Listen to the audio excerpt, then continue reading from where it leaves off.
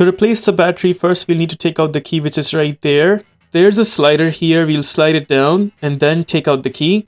There's the key taken out. Now we will keep the button portion at the bottom and the logo portion at the top, and I will use the same emergency key, punch it in right there, then tilt the key to open.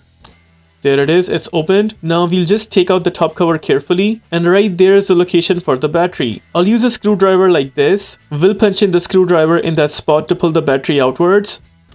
There it is, it's taken apart, and right there is our battery. Notice it is a CR2032 type battery. My case, battery is good, I'll install it back. In your case, if you have a new battery and you want to install it back, just make sure it is slided into these two bigger tabs first. Here I'm showing you in a real quick. That is how it's supposed to be. Once it's slided in right there, then we'll press the battery down all the way. There it is, the battery is completely in. Now I will just make sure one more time before punching in the other cover if the module is sitting properly from all over the edges. It seems like it is. We'll go ahead and punch in the cover, making sure it is aligned properly. Once it's aligned properly, then we will just press it down from all over the edges.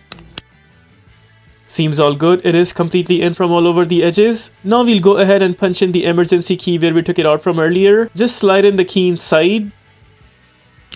And that wraps up the replacement of battery for this remote. Please consider liking this video and subscribing to our channel.